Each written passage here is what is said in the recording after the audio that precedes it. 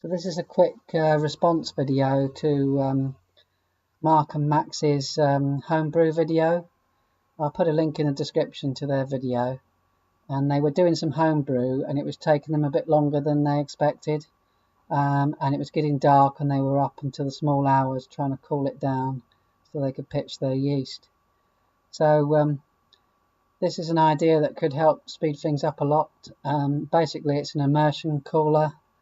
So it's some 8mm copper tubing, food grade, that's I've made into a coil using a bending spring, and it's 8mm in diameter, which is the same bore as the PVC tubing that you often get from homebrew stores or aquatic centres, and it's often used for racking off beer. And I've just put it in some hot water there to soften it up a bit so that it will fit on and make a nice seal. And the idea of this coil is that you would put it in the beer when it's hot, when it's just been boiled, and then you would run cold water through the coil, and it wouldn't have any contact with the beer directly, but it would cool the beer down very quickly. So you could probably cool it down in about 20 minutes rather than, waiting hours and hours.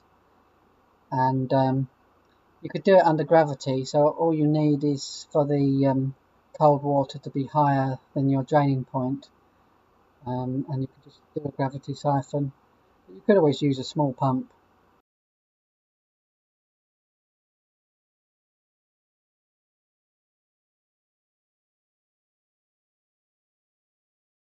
So this is a mash tun made out of a coolbox, a picnic coolbox. I just drilled through the side and put a tap in it.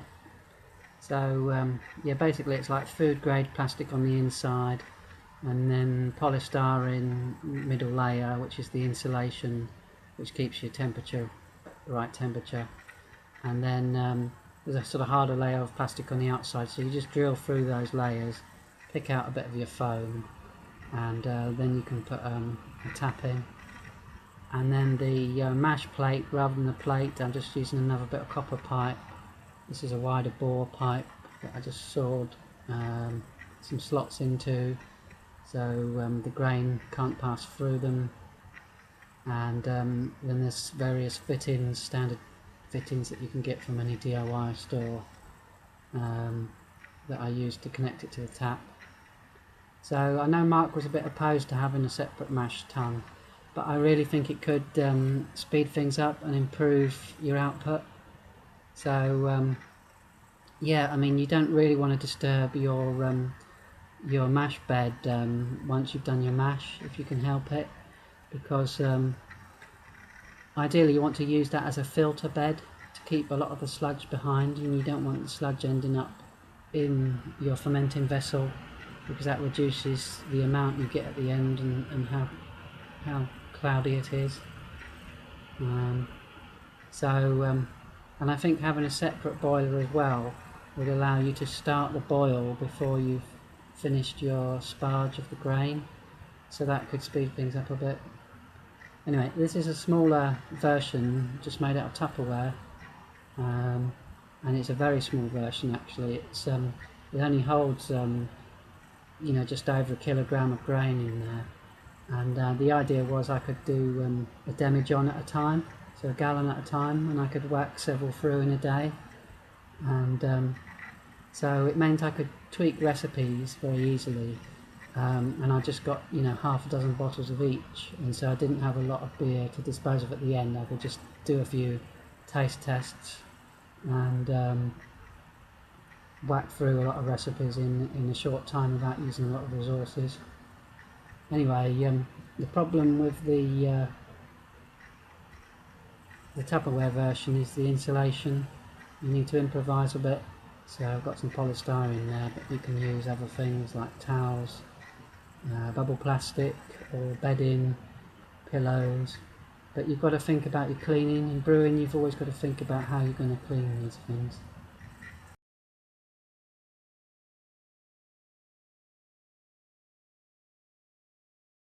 So this is my malt mill, and those of you who are into your coffee, you might well buy whole beans and grind them yourselves.